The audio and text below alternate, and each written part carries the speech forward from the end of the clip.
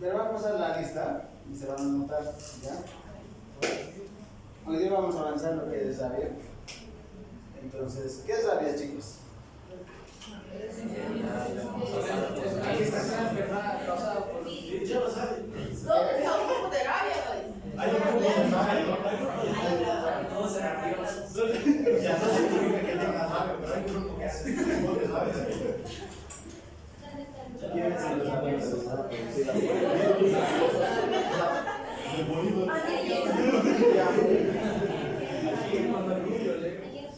Entonces,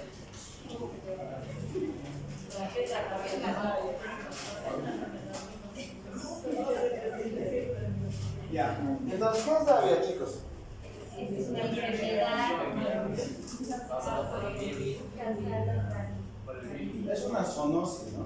Es una enfermedad zoonótica causada por un virus que es el virus de la familia Chaplov y Intae. Este virus lo que causa es, lo principal es una patología. ¿Qué es esa patología? Una encefalitis, ¿ya?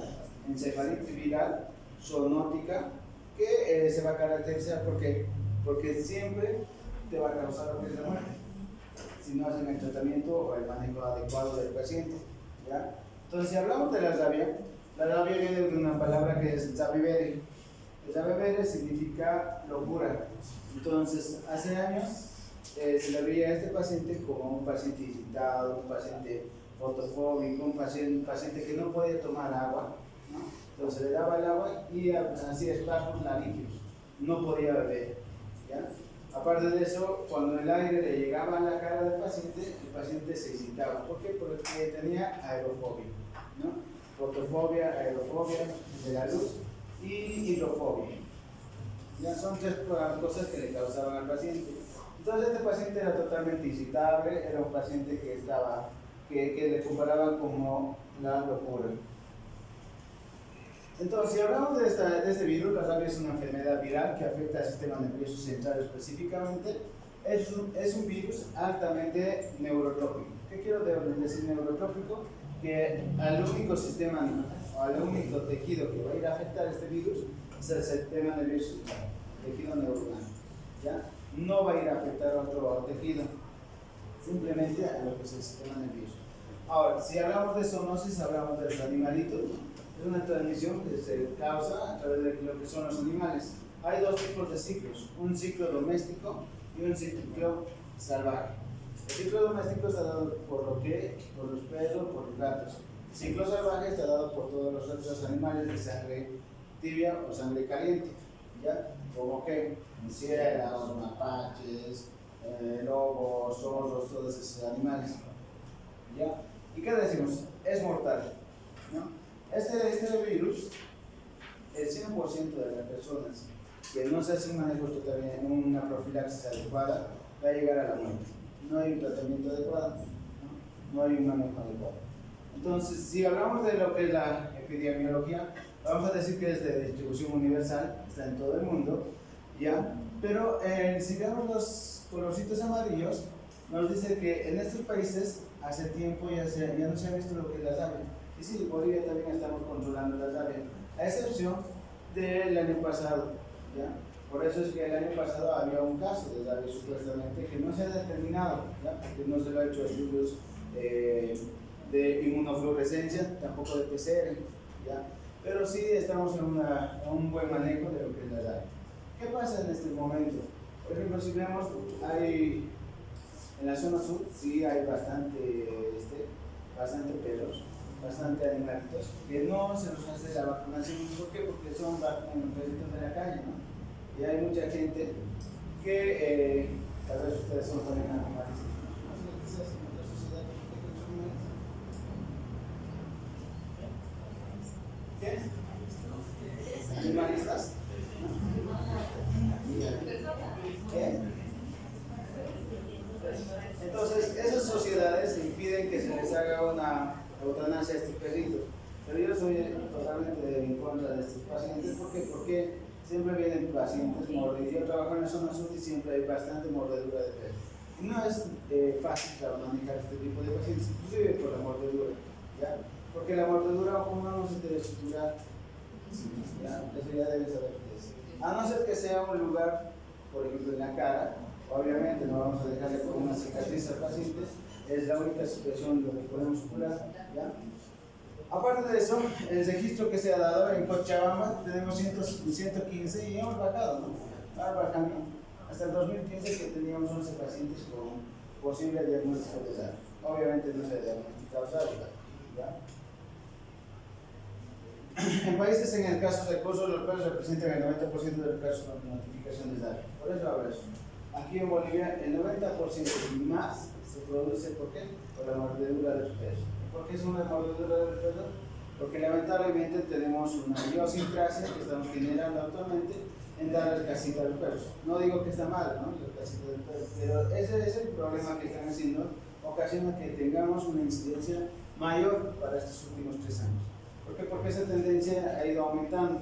Darle comida al perrito en la calle, darle casa en la calle, y esas cosas están ocasionando que los niños específicamente vengan con mordeduras graves a los centros de salud, ¿ya? Si hacemos un estudio epidemiológico, porque eso utilizamos la metodología de investigación, nosotros tenemos una alta tasa de incidencia. Quería traer ese estudio, pero no me permite publicarlo hasta ahora, ¿ya? Etiología. La etiología ya sabemos, el Zapdoviridae, que es del género de Lisaviridae, ¿ya? ¿Por qué el Zapdo? Porque tiene una forma de bala, ¿no? Por eso el Zapdo. Zapdo significa bala, ¿ya? Entonces, esta estructura tiene un ARN, ¿no? Monocatenario con proteínas. Son 5 estructuras de la proteína, las cuales son las principales: la glicoproteína, la envoltura de la lipídica, el núcleo proteínico, el N, envoltura proteínica, la proteína M, ¿no?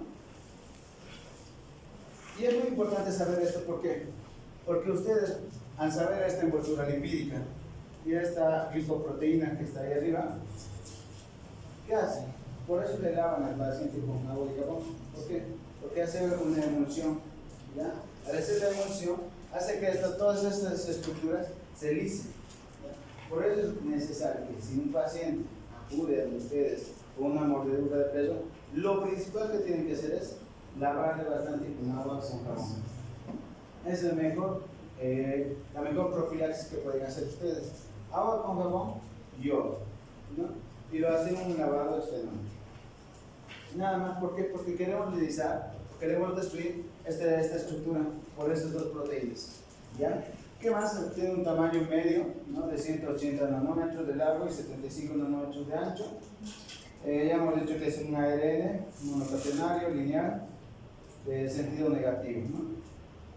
La estructura es una forma de la bala, helicoidal, ¿ya? ¿Qué más? Este tiene unas características muy importantes, que es muy sensible y pocamente sensible. Muy sensible ¿a qué? A los ácidos y alcales, ¿ya? Sensible a la luz solar y a los detergentes. Entonces vamos a ver, sensibilidad al agua jabonosa, por eso se le hace lavado con agua con jabón extenuante. Luz solar, luz ultravioleta, calor, detergentes, aniones, jabones, ¿no? Bases de amonio. Resistente a lo que es el fenol, ¿no? A algunos antibióticos y, bueno, todos los antibióticos, no es algunos. Indiferente, anestésico local. No es necesario utilizar anestésicos. ¿Por qué? Porque ahorita les voy a decir cómo la patogenia. Si ustedes ven, en la imagen vamos a tener una estructura que el paciente o el perro le empieza a morder al paciente, inocula lo que es el virus. El virus se replica en lo que es el músculo, ¿no? Por eso es el tiempo de incubación de 6 hasta 6 años, de 6 días hasta 6 años. ¿Por qué? Porque en el músculo se dice que el perrito cuando inocula, cuando lo muerde, en la saliva puede tener unos inmunosupresores. ¿Qué quiero decir? Que en esta saliva el perro hace que la inmunidad del paciente no reconozca este virus. Por eso es que puede estar varios años, ¿no? De 6 días hasta 6 años. Incluso hay notificaciones que hasta 15 años puede estar lo que es el virus en esta zona. Una vez que se replica en esta zona, pasa que a través de lo que es el nervio periférico, hacia lo que es la zona central, hacia la médula espinal, y posterior a eso va a llegar a lo que es el cerebro. Toda esta vía, lo que les he comentado, es la vía centrípeta. ¿Ya? Entonces, vamos a ir desde la parte externa hasta lo que es el cerebro, ¿no? Siguiendo lo que es el uso neuromuscular, los nervios periféricos, la metamera medular, los ganglios espinales posteriores, donde se replica lo que es el virus, y posteriormente llega a lo que es el cerebro. Cuando llega al cerebro, el virus hace una función centrífuga. ¿Qué quiero decir? Va a ir de adentro hacia afuera. ¿A qué órganos va a llegar? Hacia los ojos, las glándulas. Por eso es que cuando el paciente ya tiene un proceso neuronal, un proceso de inflamación a nivel de lo que es el sistema nervioso central, no va a tener fotofobia, va a tener bastante salivación, va a tener taquicardia, porque va a llegar a lo que es el corazón, y va a tener también lo que es la córnea, lo que es la fotofobia, la hidrofobia y todas esas cosas. ¿Por qué? Porque va a llegar a estas zonas que estamos mencionando. Entonces, el primer paso es la inoculación. En este paso es muy importante saber que muchas veces el 80%, del 20 al 80% del proceso de las infecciones no se va a producir la patología. ¿Por qué? Porque simplemente va a ser un raspado. Entonces tiene que determinar la severidad de la lesión. Si la lesión es grande, obviamente que va a llegar al sistema nervioso periférico, ¿verdad? Porque tenemos nosotros nervios, en la piel tenemos nervios, ¿ya? Entonces, cuando llega al sistema nervioso, recién se va a producir la explicación, al sistema muscular, y cerca del sistema muscular, a las neuronas motoras, recién se va a producir la explicación. ¿Ya? Entonces, otra cosa es la profundidad del lugar. Por eso es que no se hace la sutura, porque si ustedes le van a hacer la sutura, al colocar lo que es la úvula, van a introducir más profundamente lo que es el virus, ¿no? O pueden introducir más el virus. Por eso es que se impide que se haga la sutura. ¿Ya? El sitio de mordedura. ¿Por qué decimos el sitio de mordedura? Porque si nosotros vamos a tener una mordedura en las manos, en la cara, ¿no? Cerca de lo que es el sistema nervioso central, va a llegar más rápido a lo que es el cerebro, ¿no? Que en las extremidades inferiores. ¿Ya? Por eso es que es necesario en lugares como la cara, las manos, ¿no? Comenzar de inicio y tratamiento. No se puede esperar. Cabeza, cara y manos. ¿Ya? Y la cantidad de la saliva del paciente. Entonces, ya hemos dicho la susceptibilidad del huésped que determina lo que es el sitio de la mordedura, la variante del virus. Esto de la variante del virus, tenemos 7 tipos de virus, ¿no? De la familia de los lisavirus. El 1, el 2, el 3, el 4, el 5, el 6 y el 7. El 1 es el que nosotros es el que nos inocula, lo que es el perro y el gato. El 2 es el mono, y los otros que no nos interesan mucho, pero que ustedes deberían saber y van a ir a leer. ¿Ya? Pero el virus que nos inocula es el 1. Entonces, el tamaño de la inoculación, ya les hemos dicho que el tamaño, mientras más profundo sea, tiene más susceptibilidad de que el virus ingrese al organismo, obviamente, ¿no? Porque va a tomar el sistema nervioso central, va a tomar más musculatura para que se produzca lo que es la purificación. El grado de inervación en el sitio de la mordedura, como ya sabemos, terminales nerviosas. ¿Dónde tenemos más terminales nerviosas? En la cara, por eso es que cuando le hacen una caricia se siente más. ¿Ya? Y la inmunidad del cuerpo. Multiplicación de los músculos. ¿Qué pasa? Cuando ingresa el virus al músculo, ¿no? Cuando hace contacto con el sistema neuromuscular, lo que hace es adherirse a lo que es el nervio, al músculo, específicamente al músculo estriado. ¿Ya? En ese músculo estriado se produce la replicación. Uno se va a producir lo que es la replicación, nuevamente la transcripción, después la decodificación y nuevamente la degradación de lo que es el virus. ¿Ya? En esta zona se produce lo que es el periodo de incubación. ¿Por qué? Porque esta zona no le va a reconocer, como ya le hemos dicho, lo que son los antígenos anticuerpos, ¿no? La inmunidad no va a ir a verle al virus. Entonces, en esta zona el virus se va a poder replicar de manera natural, no va a hacer nada. ¿Ya? Ese es el periodo de incubación. Ahí se produce el periodo de incubación. Posterior a eso, del periodo de incubación, nosotros vamos a ver que una vez que el virus ingresa al sistema neuroperiférico, ¿no? A los nervios motores, lo que va a hacer que este virus avanza periódicamente a una secuencia de ¿qué? 50 a 100 nanómetros por día. ¿Ya? Por eso se determina en el sitio de vinculación donde es, si es más en la cara, si es más cefálico o es más caudal. Si es más caudal, obviamente tiene que recorrer más tiempo. Si es más cefálico, obviamente que tiene que recorrer menos tiempo, ¿no? De acuerdo al sitio de vinculación. ¿Dónde llega? Al sistema nervioso espinal, llega a los ganglios espinales, aquí se produce la segunda certificación y posteriormente llega a lo que es el hipotálamo, tálamo, núcleos basales, sustancia negra, hasta de hambre. Son todos esos lugares donde va a ir a producirse o va a producir una lesión. ¿Ya? Es la vía que sigue el virus hasta llegar a las astas posteriores y al encéfalo. ¿Ya? Ahora, la infección del sistema nervioso central. Cuando llega al sistema nervioso central, lo que va a producir es que una formación de lo que es una inflamación, edema, un aumento de lo que es la vasculatura periférica de los vasos sanguíneos que se encuentran en el sistema nervioso central. ¿Y qué va a producir? Los cuerpos de negro. Eso es patognomónico en casi 60-70% de los pacientes. Entonces, ¿qué va a haber en el sistema nervioso cuando lo hagan? Por ejemplo, si el perro muere, ¿no? O le pasa algo al perro y sufre un accidente, lo que ustedes van a hacer es agarrar la cabeza del perro, se le degolla al perro, obviamente no ustedes, sino personal capacitado. Algún día van a llegar.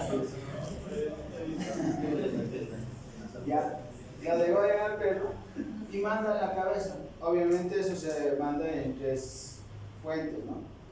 ¿Ya? Y lo que van a ir a buscar es los cuerpos de negro, que posteriormente les voy a decir que los cuerpos de negro. ¿Ya?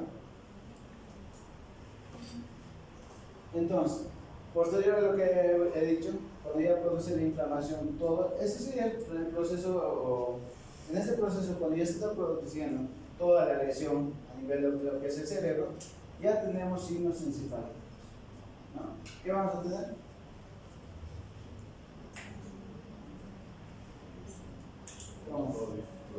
Fotofobia, hidrofobia. ¿Qué más? ¿Ya? Ahorita le voy a decir más. Después de esto, después de que llegue al sistema nervioso central, ¿qué órgano va a ir a afectar? Las glándulas salivales. Por eso es que el paciente con rabia saliva bastante. ¿Ya? El perro con rabia saliva bastante. ¿Por qué? Porque está afectando las glándulas. Los riñones, la córnea. Por eso es que cuando se le coloca la luz al paciente no puede ver, porque la luz se visita lo que es el glóbulo ocular, va a transpirar bastante el paciente y va a producir una carditis por inflamación. ¿Ya? Ahora, ¿por qué creen que le ven al perro? ¿Qué le ven? ¿Por qué le dicen que le tiene que vigilar 10 días, 15 días? ¿Qué? ¿Por qué? Porque es el último periodo del peso, ¿ya? Cuando el peso empieza a morder o muerde el paciente, ya es el periodo, casi hiperreactivo, ¿ya? Entonces, en este periodo, el peso lo único que va a durar es de 10 a 15 días, porque ya está muriendo, ya es su última fase. No es necesario matarle al perro. ¿Por qué? Porque nosotros tenemos que ver si muere el perro o no muere, ¿ya? Si no muere, no pasa nada, está bien, está sano. Pero si muere, si muere, preocúpense. ¿Por qué? Porque tenemos entre 6 días a 90 días, a casi 6 meses específicamente, para que ustedes hagan una profilaxis de manera adecuada. Si no hacen eso, ustedes también van a morir. Porque no hay medicamento que cubre la salud. ¿Ya? Entonces ya hemos hablado de los ciclos, hay 2 tipos de ciclos, la rabia silvestre y la rabia urbana. Entonces la rabia silvestre, obviamente, por ejemplo el murciélago, en el ciclo aéreo, no va a transmitir. Hay murciélagos que mueren, que son vampiros. Son murciélagos hematófagos, ¿no? Que van a buscar la sangre. ¿Ya? Ahora, la vía silvestre, obviamente el mono, el zorro, los roedores, que no es muy factible, el ciclo urbano, el perro y el gato es más frecuente, y el ciclo rural, las vaquitas, las ovejitas y todas esas cosas. ¿Ya? El reservorio, todos los animales de sangre caliente, ¿no? Lobo, perro, murciélago, gato. ¿Ya? La susceptibilidad muy alta, los lobos, zorros, coyotes, ratas y perros, ¿no? Muy alta, los hámsters, zorrillos, ¿no? Moderadamente los primates y muy baja lo que es. Ahora, entonces tenemos un periodo de incubación. El periodo de incubación es de 3 a 8 semanas específicamente, pero puede durar de 9 días a 7 años, hasta en algunos libros de literatura hasta 15 años. ¿Ya? Entonces, lo que ustedes tienen que ir a ver para el diagnóstico siempre el antecedente. En esta fase vamos a tener una fase prodrómica, una fase de excitación y una fase paralítica. ¿Ya? ¿Cuál es la fase prodrómica? La fase prodrómica es una fase inespecífica. ¿Qué quiero decir inespecífica? Que ustedes han visto, ¿eh? La fase de inoculación, la fase que ya está llegando al sistema periférico, a la médula, esta es la fase prodrómica, donde el paciente va a tener fiebre, parestesia, malestar general, dolor localizado, ¿no? Que esta fiebre no cede a antipiréticos. Le damos antipiréticos, no va a ceder. Tiene una parestesia localizada, tiene una irritabilidad localizada y también puede tener insomnio, inapetencia, dolor de cabeza, sensación de angustia, intranquilidad e irritabilidad. En la fase de excitación tenemos dos tipos de fase. Una es la fase furiosa o la fase paralítica. Pero cualquiera de los dos va a llegar al mismo periodo, a una fase de coma y muerte, ¿ya? Independientemente de cualquiera de las fases. La fase furiosa te da de 3 a 5 días, ¿no? Te da fiebre, presenta hiperestesia, cialorrea, posterior al espasmo va a tener espasmos paniqueos, va a tener contracciones musculares, va a tener aerofobia, fotofobia, hidrofobia, ¿no? Entonces, cuando ustedes hagan un diagnóstico diferencial, ¿con qué patologías pueden hacer similares? Puede ser el tétano, pero es diferente el tétano. Con una encefalitis viral, ¿no? ¿Con cuál más? Guillain-Barré, puede ser, porque el Guillain-Barré tiene una parálisis cefálica, ¿no? ¿Qué más?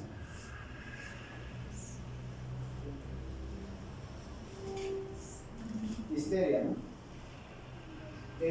Antiguamente lo que decían es la histeria, los pacientes, por ejemplo, que saben de todo este cuadro clínico, lo que va a venir es la película, ¿no? Quiere morder a la gente y todas esas cosas, pero no pasa así, ¿ya? El niño es irritable, el niño no quiere ver aire, quiere estar en un lugar oscuro, el niño se contornea, ¿qué quiero decir? Que el cuello hace opistótomos, ¿no? El niño hace espasmos laringeos, no puede comer, no puede deglutir, no puede hacer nada, no ve la luz porque es irritable, ¿no? ¿Qué más? Cuando ustedes le soplan al paciente, le hacen un pequeño soplido, lo colocan aire, el niño se hace un espasmo laringeo, no puede respirar. O sea, es un paciente que es extremadamente de manejo terapéutico. ¿Por qué? Porque le tenemos que hacer una sedación para que el cerebro del niño no se puede hacer más nada. Entonces, por eso es el problema. Cuando ustedes vean la primera vez a un paciente con rabia, recién van a decir, esto es feo. Porque el paciente es irritado, llora, hace deposiciones, se orina, ¿no? No te va a pegar, obviamente, no te va a morder, por eso se diagnostica desde lo que es la histeria, de una paciente histérica, que la paciente histérica sí te va a querer ir a morder, sí te va a querer ir a arañar, todas esas cosas. No hace el niño, sí se contornea, hace movimientos espasmódicos, ¿ya?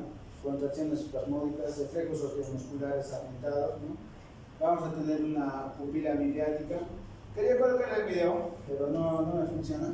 Y es el paciente así, como lo ven, todo contorneado. Es una postura marcada este paciente. Empieza a gritar, empieza a alucinar, todas esas cosas. Alucina con hormigas y todo eso. ¿Ya? Entonces, es la fase curiosa, es la fase clásica, donde vamos a ver alucinaciones, ansiedad, hiperactividad, agitación, irritabilidad, ¿no? Depresión, espasmos musculares, fotofobia y aerofobia.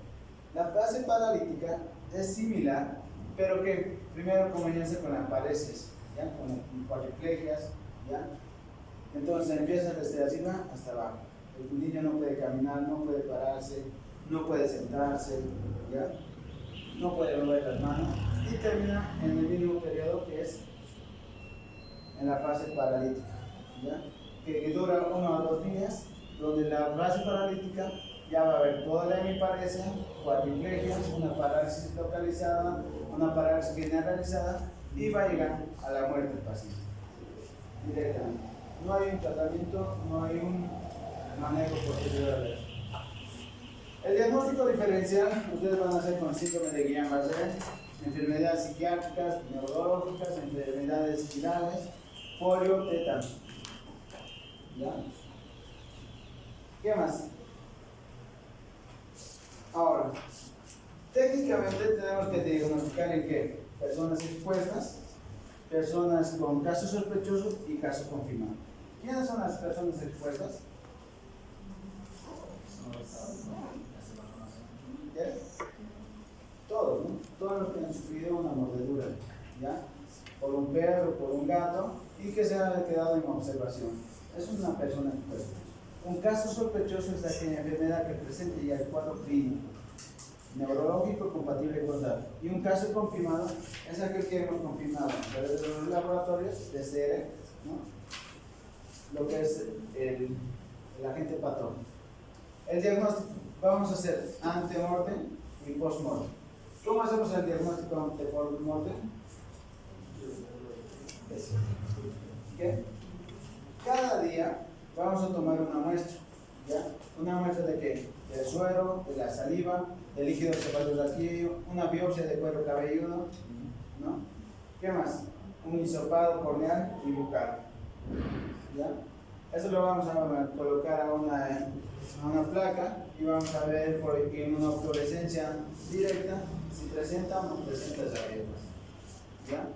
Pero el más adecuado en todo caso para poder determinar es lo que es la PCR, la reacción de la polimerasa en cadena, ¿no? Post-mortem, como ya les hemos dicho, vamos a sacar una porción de lo que es el ácido amo, el cerebelo, la médula espinal, y ese también vamos a llevar lo que es el IFD, la inmunofluorescencia directa.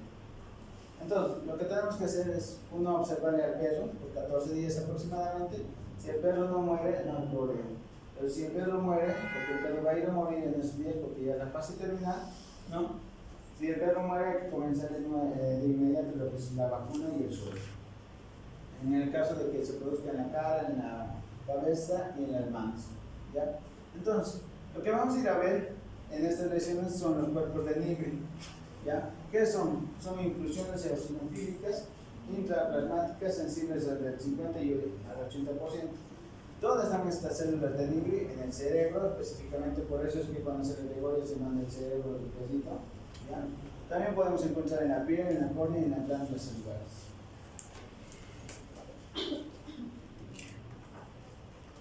Ahora, ¿qué muestras vamos a tomar? Uno, cuando el perro ha muerto durante el periodo de la que es la observación, si el perro muere, necesariamente es tomar la muestra.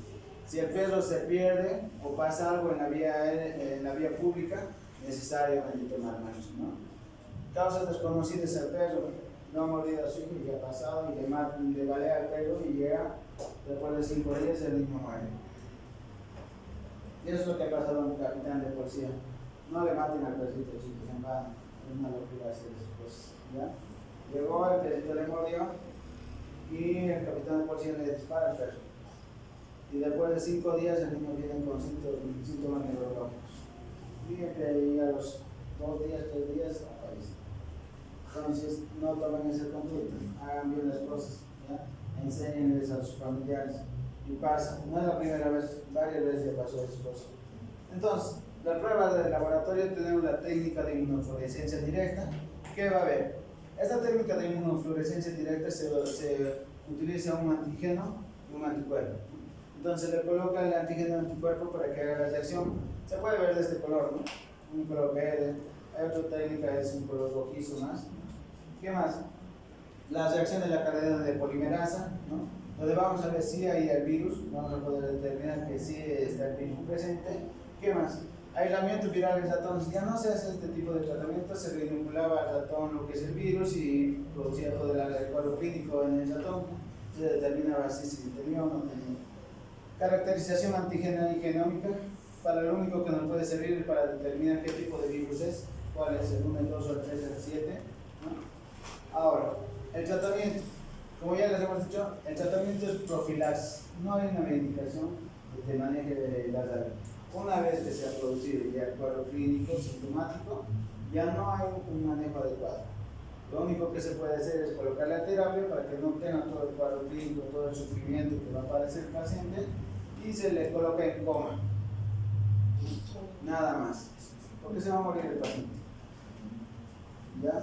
Ahora, en el procedimiento de profilaxis lo que se tiene que hacer es lavar con agua y con jabón abundantemente en el lugar de lo que es la herida, ¿no? ¿Por qué? Porque ya les he dicho, destruye la envoltura del virus, permitiendo su inactivación por el pH del paciente, ¿no? También se puede hacer una desinfección con alcohol iodado, ¿no? También destruye lo que es la envoltura, y observar al paciente, por 14 días, ¿ya? O al gatito que lo ha mordido el paciente. ¿Qué más? No se debe hacer suturas, ¿ya? Solo se puede aproximar, a no ser que se produzca la lesión en la cara o en algún lugar donde no queramos dejar marcas. Se debe hacer una profilaxis antitetánica, se le debe colocar la vacuna antitetánica a todos los pacientes que presentan mordedura peor si es profunda, ¿no? Se debe utilizar el antibiótico. Esto es un poco más polémico, ¿no? Porque algunos dicen que se debe utilizar la amoxicilina más ácido clavulánico por el área o el lugar de lo que se produce la lesión. Otros utilizan el cotrimoxazol. La literatura y la norma, antes te decía que podías utilizar la amoxicilina más ácido clavulánico, pero actualmente te deja libre albedrío por puedes utilizar. Se debe utilizar antianalgésicos y la profilaxis en gestantes es de manera adecuada. Entonces, ¿qué vamos a utilizar al paciente? Los primeros días, cuando el paciente no conocemos el perro, ¿no? Si el perro es desconocido, si lo ha mordido varios perros, se debe iniciar la vacuna y el suero. Ahora, ¿qué tipo de vacunas tenemos? Tenemos dos tipos de vacunas. Una, las vacunas derivadas del tejido cerebral, que estos se colocan al ratón, nuevamente se inocula, y este ratón produce lo que es la vacuna, y esa vacuna es lo que estamos utilizando actualmente, la SRL, ¿ya? Que es la vacuna de cerebro del ratón lactante, ¿ya? Eso es lo que utilizamos, y eso es lo que se coloca, ¿ya? ¿Y cómo se coloca? A todos los pacientes se debe inocular 1 ml, en donde, independientemente de la edad, peso, sexo, estado de salud, por la vía subcutánea, en la región de la deltoides, ¿ya? Pregunta de examen, región periumbilical o interescapular, ¿ya? ¿Qué más? Esta vacuna no se debe colocar en el glúteo. ¿Por qué? Porque ahí tienen, en los niños, tanto como en los adultos, tienen bastante capa lipídica, el tejido lipídico. Todo lo que va a hacer es un proceso de inflamación y infección, y peor todavía, ¿ya? Ahora, la otra vacuna son dos tipos. Uno que se produce en las células Vero, que se producen en el mono verde africano, y la otra en las células de lo que son las diploides, ¿ya? Son dos vacunas. La que actualmente se vende es la célula Vero, que es la que se maneja la VeroRap. Esta, ¿ya?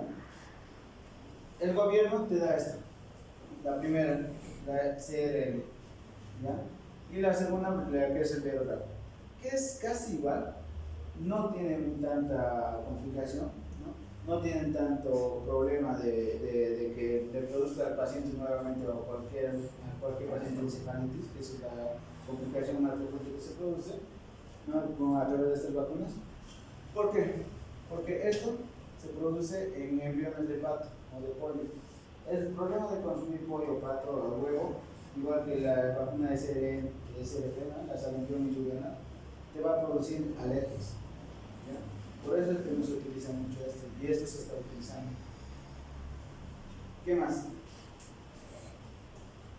Ahora, ya hemos hablado de las vacunas y vamos a tener el suero antisábico. El suero antisábico tenemos dos tipos, el heterólogo y el homólogo. ¿Ya? El heterólogo que se produce a través de lo que son de los animales, ¿no? Específicamente de lo que es el caballo, asno y mulas, y el heterólogo que se produce en los humanos.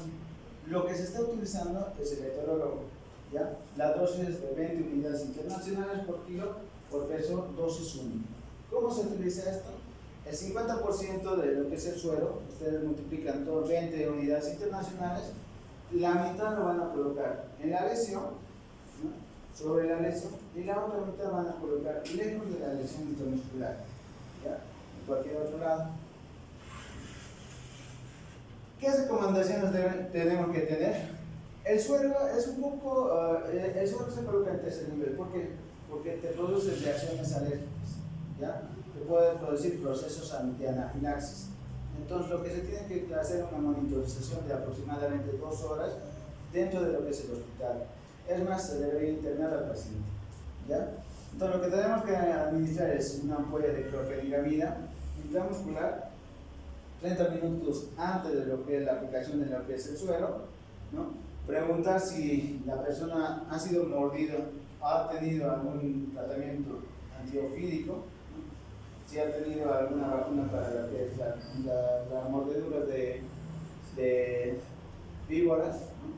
Si lo han colocado algún tratamiento antitetánico o lo han colocado alguna vez un tratamiento antisábico. ¿Por qué? Porque a ese paciente ya no se le puede colocar, ¿ya? Eso tienen que tomar en cuenta. ¿Qué más? Preguntar si la persona ha sido mordida ya con algún caballo burro. ¿Eso por qué? Porque la primera vacuna está producida, ¿no? Por un caballo burro, te puede producir una reacción, ¿ya? Ahora, ¿en quién vamos a colocar en quién está indicado? En la cara, cabeza y cuero cabelludo, en manos. Chicos, sí o sí tienen que colocar la vacuna antisábica y sí o sí tienen que colocar el suero a estos pacientes, ¿ya? Muchas veces no le envían, cuando están en primer nivel, hay lesiones en cara, no le envían al segundo ni al tercer nivel y lo manejan ahí. Es un problema que van a tener porque ya hay una norma escrita y eso es de la norma, ¿ya? La norma te indica que tú tienes que mandar directamente, si son las lesiones necesarias, por eso les recalco, al tercer y segundo nivel. ¿Qué más? Ocasionados por animales positivos a rabia, si el paciente o el perro ha muerto, sí o sí le tienen que colocar el suero, ¿no? Si el suero debe ser aplicado al momento de la medicación, desde el día 0 hasta los 7 días. Más de los 7 días ya no se coloca el suero, porque ya no te sirve, ¿ya? No te va a producir esa inmunidad. ¿Qué reacciones vamos a ver? Reacciones inmediatas y reacciones tardías. En reacción inmediata, el shock anafiláctico, ¿ya? En la reacción tardía, lo que es la enfermedad del suelo, el fenómeno de Arcus. Este es el esquema que se maneja. Si ustedes ven mordedura en cabeza, cuello, manos, lo que van a hacer es utilizar el suero heterólogo a dosis de 40 miligramos de los 40 unidades internacionales, más la vacuna del esquema clásico. ¿Cómo es la vacuna del esquema clásico?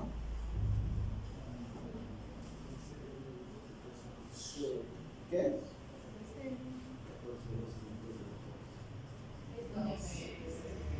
¿Cómo es?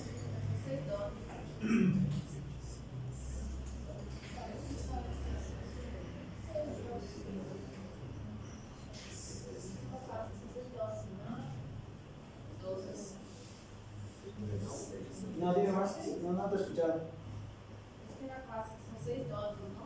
Y para los otros son hasta 14 dosis y más 12 dosis, ¿no?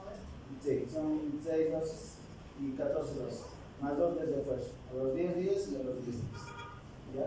Eso es el esquema clásico. Entonces ustedes tienen que colocarle directamente. Ahora, si el pacientito era doméstico, pero desconocido, podemos utilizar la vacuna obligatoria, pero que esta vacuna en un esquema reducido, ¿ya? Cuando el paciente es un esquema reducido, igual, le podemos colocar lo que es la vacuna 1 ml diarias, 7 dosis diarias continuas, vía subcutáneo, en la región deltoides o interescapular, y un refuerzo a los 10 días, otro refuerzo a los 10 días y otro refuerzo a los 10 días, ¿ya?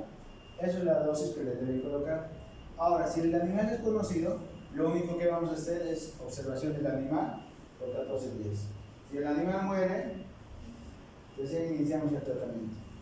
Entonces, este es un esquema que tienen que tener en cuenta, que si nosotros comenzamos el manejo desde el día 0, vamos a tener mejor probabilidad de que el paciente no sufra de lo que es la rabia y vamos a hacer un tratamiento oportuno.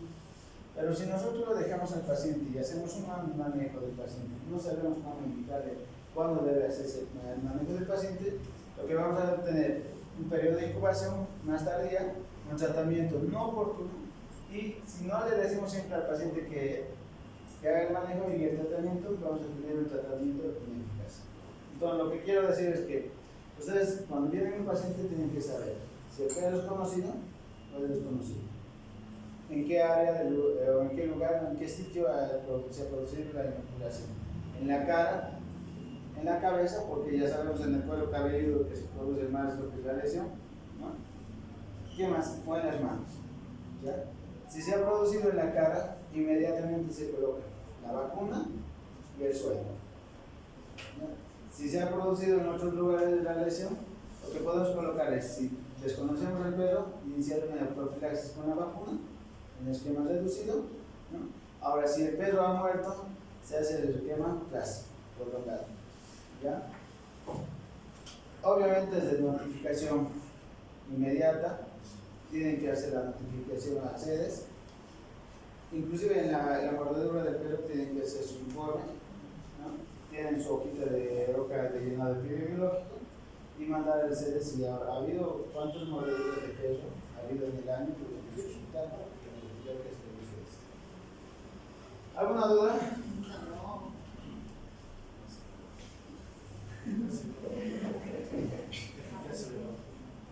La eficacia de la vacuna es el esquemita que hemos visto. Si le comenzamos el día 0, después de que ha muerto el perro, digamos, hoy día te ha mordido el perro muere a los 3 días, vas a tener una eficacia del 100%.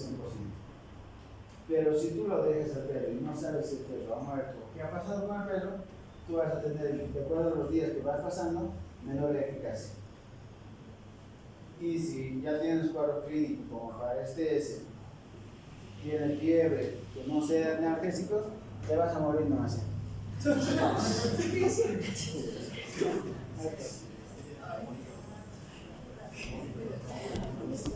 Ya chicos, la próxima el examen de todos los temas que hemos avanzado.